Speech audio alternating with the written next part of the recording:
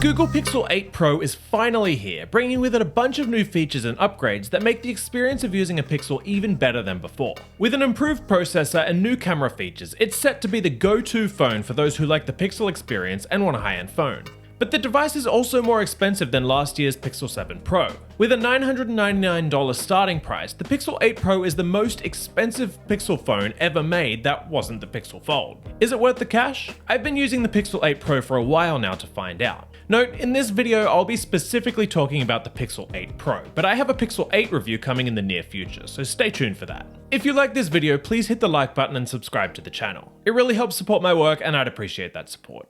The first thing to notice about the Pixel 8 Pro is its design, and it's very similar to the Pixel 7 Pro before it. That's not necessarily a bad thing, but if you didn't like the design of the Pixel 7 Pro, you probably won't like the design of the new phone either. There are some differences to the phone though. The Pixel 8 Pro has a new matte finish on the back, replacing the glossy finish from the previous phone. That matte finish definitely helps attract less fingerprints overall, which is helpful. The other big design change is that the camera cutout on the camera bar on the back of the phone now encompasses all of the main camera sensors. I like this design tweak, it helps make the phone feel a little more consistent. You may notice, however, another small cutout on the bottom right of the camera bar. This isn't actually a camera at all. Instead, it's a temperature sensor. It can be used to take the temperature of all kinds of different things. However, ultimately Google wants to be able to use it to take your body temperature. For now, Google is still working on getting FDA clearance to use the temperature sensor for body temperature. However, there's nothing stopping you from still using it to do so. Just keep in mind that right now it may not be completely accurate. Alternatively, Google suggests use cases like checking to make sure the milk in your baby's bottle is the right temperature.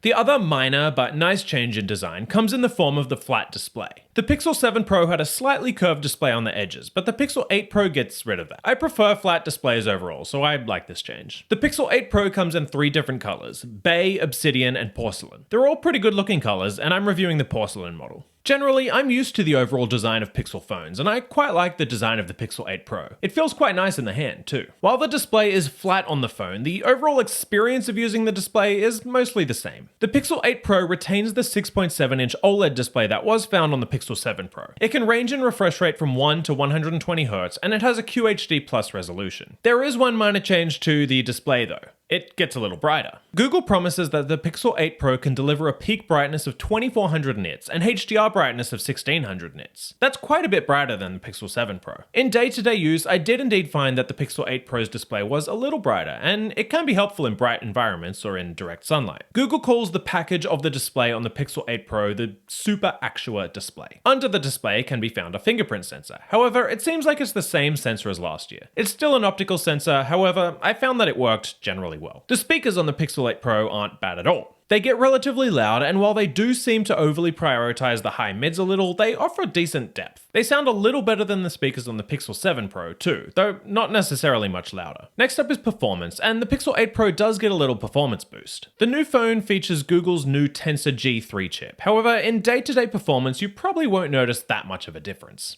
The big upgrade to the Tensor G3 comes in the form of a new tensor processing unit, which makes for better AI processing. This is helpful considering how much Google is leaning into AI features on its phones. We'll get into some of those AI features a little later, but for now, know that the phone did indeed seem to be able to handle AI tasks a little quicker. Again, you won't notice a huge difference, but over time, as Google adds more AI features, the better processing could come in handy. Generally, I would like to see Google put a little more emphasis on general processing though. The Pixel 8 Pro certainly doesn't perform badly, but compared to other phones in its price range, it's a little behind.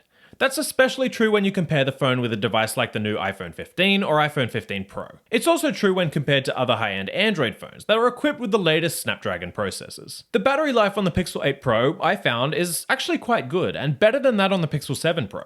The phone was easily able to get me through a full day of use, with around 40% remaining at the end of a moderate use day. I suspect most will have a similar experience. It seems as though the new Tensor G3 is a little more efficient than the Tensor G2 was, resulting in a better battery life. The phone supports Qi wireless charging at up to 12 watts with a standard Qi wireless charger, or up to 23 watts with the Google Pixel stand. The Pixel 8 Pro also steps up wired charging speeds to up to 30 watts with a compatible charger.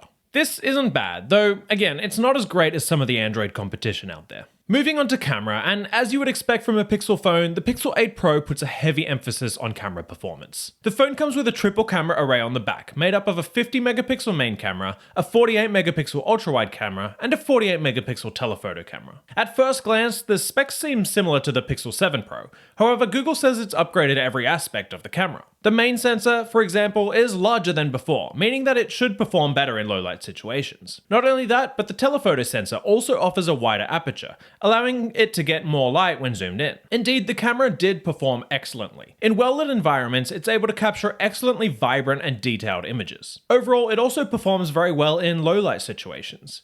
And Google's Super Res image sharpening tech continues to allow for zoomed shots that look better, even with digital zoom. On the front of the phone, the Pixel 8 Pro offers a 10.5 megapixel camera, with autofocus for clearer selfies overall. The selfies did indeed look quite good, though it does feel like 10.5 megapixels is a little low. Google is also adding more AI-powered camera features to the phone. The Pixel 8 Pro adds a new Magic Editor, which allows you to move the subject of a photo around in an image. It also adds a new Best Take feature, which allows you to swap faces from different photos in a group shot, making for a better image overall. These features generally work pretty well, however you might run into some AI weirdness when you use tools like the Magic Editor tool. Still, it's a cool application for AI, and it's likely to improve over time. Of course, perhaps the biggest advantage to using Pixel phones is the software experience. The software on the Pixel 8 Pro is largely the same as the Pixel 7 Pro, but that's a good thing. The Pixel Android skin is my favorite application of Android. At this point, it's far from stock Android. Instead, it's Google's take on what it wants Android to look like. It prioritizes Google apps and features, and if you're in Google's ecosystem, there's nothing better. Even better than the software now is the fact that Google has promised 7 years of not just security updates, but operating system updates as well. That's absolutely huge, and it beats every other Android manufacturer out there. In fact, it approaches Apple's level, the benchmark of operating system support. I hope other device makers follow suit. The average of 2 to 3 years is just subpar. Of course, all these features are great, but there's one elephant in the room when it comes to the Pixel 8 Pro: the pricing. The new phone is $999, which is more expensive than the Pixel 7 Pro was last year. The new phone is $999, which is $100 more than the Pixel 7 Pro was last year. And it doesn't necessarily add a whole lot to the overall experience to justify that price. Certainly, if you have the Pixel 7 Pro, you don't need to upgrade to the Pixel 8 Pro. If you have an older phone than that, you may want to consider the Pixel 8 Pro. However, you'll have to be comfortable with paying the higher price. Alternatively, it's worth considering the standard Pixel 8, which has many of the same features but in a smaller package, with one less camera and at a lower price. All that said, the Pixel 8 Pro is an excellent phone. It may not perform as well as some other similarly priced devices, but it does have an excellent camera, a great software experience, and a design that has frankly grown on me. If you do end up buying the Pixel 8 Pro, you certainly will not be disappointed. You can get the Pixel 8 Pro for yourself using the link in the description. Again, thanks for watching this video. My name is Christian, and I'll see you next time. See ya.